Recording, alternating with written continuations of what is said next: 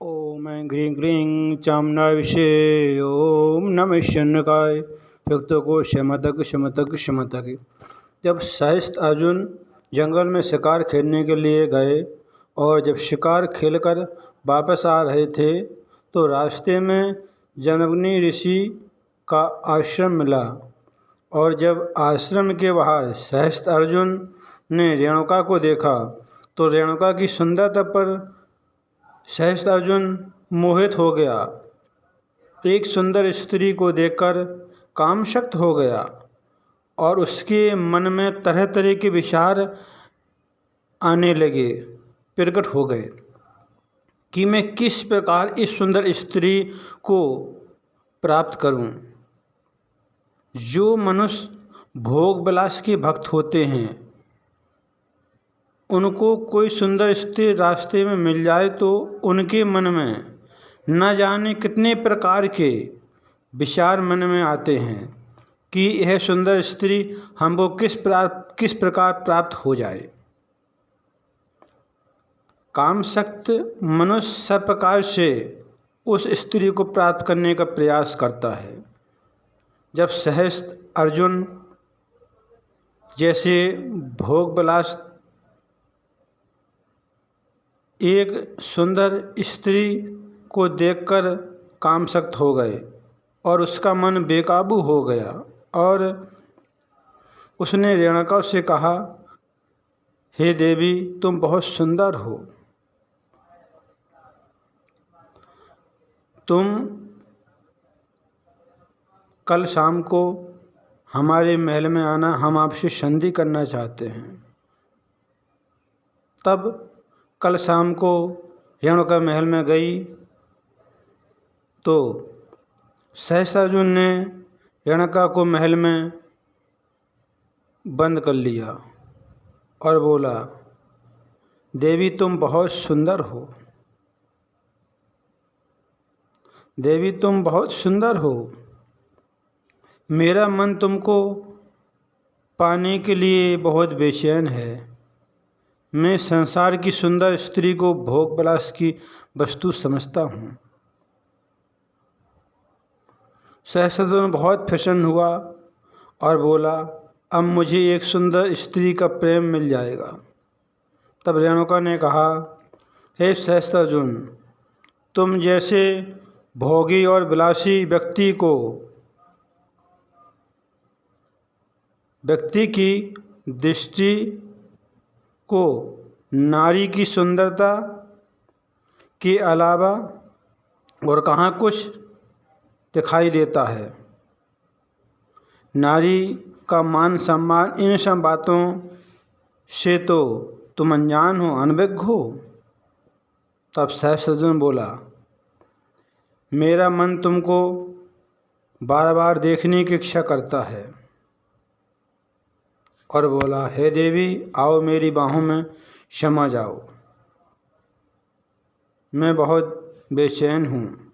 तब रेणुका बोली, हे सहस्त्र अर्जुन रुक जाओ, वासना में अंधे होकर न भूल जाना, मैं जमदग्नि ऋषि की पत्नी हूँ और 5 बच्चों की माता हूँ।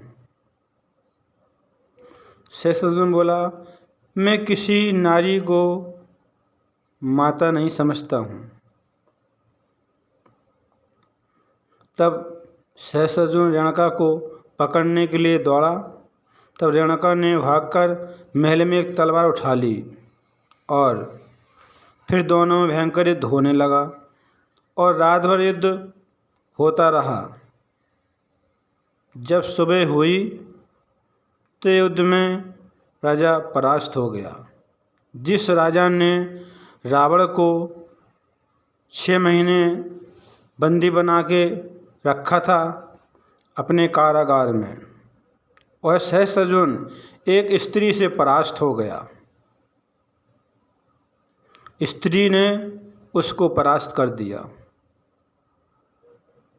अगर स्त्री अपने पे आ जाए तो कुछ भी कर सकती है। एक स्त्री हर काम को संभव कर सकती है। स्त्री ने अपने सम्मान इज्जत के लिए भयंकर युद्ध किया और अपनी इज्जत बचाई। एक स्त्री की इज्जत लूटना इतना आसान नहीं है जितना सहस्त्रजन तुम समझ रहे हो। एक स्त्री ने अपनी शक्ति दिखा दी। एक स्त्री हर असंभव कार्य को संभव कर सकती है।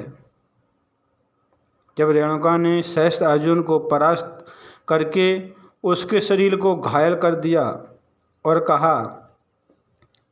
कहने लगी, जा दुष्ट, मैंने तुमको जीवनदान दिया। मैं किसी का वध नहीं करना चाहती हूँ। और महल से बाहर निकलकर अपने आश्रम में गई तो ऋषि जगदम्बिनी बोले, हे देवी, तुम इतने विलम्ब से क्यों आई हो?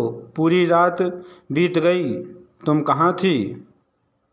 ऋषि ने रेणुका के चरित्र पर उंगली उठाई और कहा, तुम चरित्रहीन हो, पूरी रात सहस्त्र अर्जुन के महल में बिता के आई हो। तब रेणुका ने ऋषि को बहुत समझाया, लेकिन ऋषि नहीं समझे और ऋषि जगदम्बिनी ने कहा, तुम चरित्रहीन हो। ऋषि बोले, हे पुत्रों, मेरी आज्ञा का पालन करो। तब पुत्र बोले, पिताश्री, क्या करना है? तब ऋषि बोला, हे पुत्रों, तुम अपनी माता का सिर काट दो, तुम्हारी माता चरित्रहीन है। तब पुत्र बोले, पिताश्री, तुम गलत बोल रहे हो, हमारी माता ऐसी नहीं है। हम अपनी माता को जानते हैं, तुमको गलत संदेह हुआ है। हम माता का सिर नहीं काटेंगे, हम माता के साथ इतना बड़ा अन्याय नहीं करेंगे, हम यह कार्य नहीं करेंगे। तब ऋषि बहुत क्रोधित हुआ और आश्रम के बाहर निकल गया। तब वहाँ से राम आ रहे थे। भगवान शंकर की तपस्या करके भगवान शंकर ने प्रसन्न होकर फरसा दिया था और पहले परशुराम का नाम राम था। भगवान शंकर ने फरसा देकर राम का नाम परशुराम कर दिया, परशुराम रख दिया। परशुराम अपने पिता से मिले तब ऋषि बहुत दुखी थे। तब परशुराम ने पूछा, पिताश्री, तुम दुखी क्यों हो, क्या हो गया? तब ऋषि जगदम्बिनी बोले, मैं बहुत दुखी हूँ। परशुराम बोले, बताइए तो क्या बात है, तुम दुखी क्यों हो? तब ऋषि बोले, परशुराम, तुम्हारे चारों भाइयों ने मेरी आज्ञा का पालन नहीं किया है, तो तुमसे क्या कहूँ? जब चारों ने मेरी बात नहीं मानी तो तुमसे क्या कहूँ? तब परशुराम बोले, पिताश्री, बताओ, मैं आपका कार्य अवश्य करूँगा, मैं वचनबद्ध हूँ। तब ऋषि बोले, परशुराम, तुम अपनी माता का सिर काट दो। तब परशुराम रोने लगे और बोले, माता के चरणों में तो स्वर्ग होता है। हे गुरुदेव, हे शंभु, हे शंकर, तुमने मुझे यह फरसा दिया था वरदान के रूप में, लेकिन इस फरसे का प्रथम प्रहार अपनी माता का सिर होगा। हे फरसु, मैंने तुझे पाया था माता पिता की रक्षा करने के लिए, सहस्त्र अर्जुन का वध करने के लिए, परंतु प्रथम प्रहार होगा उस माता का जिसकी कोख से मैंने जन्म लिया, जिसकी गोद में मैंने जीवन प्रारंभ किया, जिसके प्रेम से मेरा रोम रोम रीढ़ से विधा हुआ है। परशुराम बोले, समस्त देवी देवताओं, तुम सब साक्षी रहना, मैं केवल अपना वचन निभा रहा हूँ। माता, मुझे क्षमा करना, आपके अभागे पुत्र को क्षमा करना। ईश्वर न करे किसी पुत्र को आज के उपरांत ऐसा कार्य करना पड़ जाए। माता क्षमा करना, माता क्षमा करना। फिर परशुराम ने अपनी माता का सिर फरसा से काट दिया। तब ऋषि जगदम्नी बोले, पुत्र मैं बहुत प्रसन्न हूँ, तुम जो मांगना चाहते हो मांगो, मैं अवश्य दूंगा। परशुराम, तुमने इतिहास रच दिया।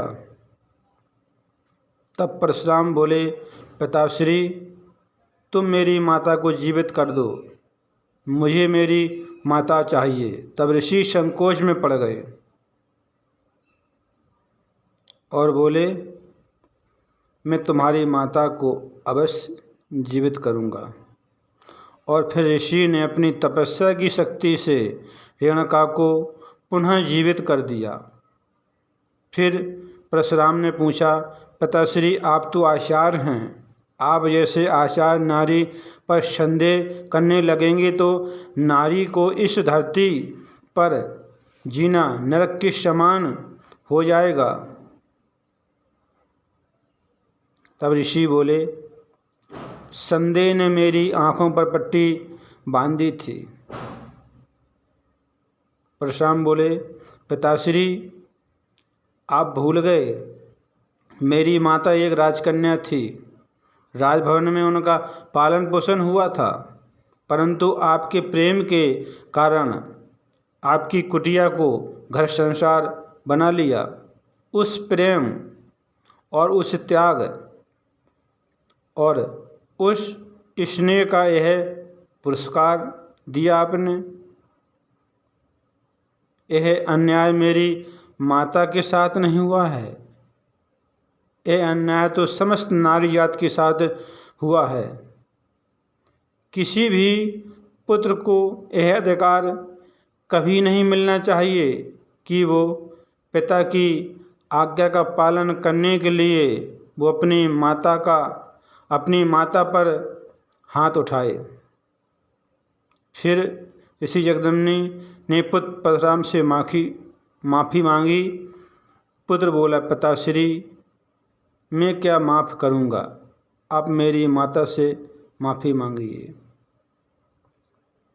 माता आपको अवश्य माफ़ कर देंगी। और फिर ऋषि जगदम्नी रेणुका के पास गए और हाथ जोड़कर माफ़ी मांगने लगे। कहने लगे, मैं बहुत शर्मिंदा हूँ, मैं बहुत लज्जित हूँ, संदेह के कारण मैंने आपके चरित्र पर उंगली उठाई, रेणुका मुझे माफ़ कर दो, मुझे संदेह हो गया था। और फिर रेणुका ने ऋषि को माफ़ कर दिया। काम करते रहो और मैया का नाम जपते रहो। शय भक्तों को शय माता की, शय माता की, शय माता की, जय माता की।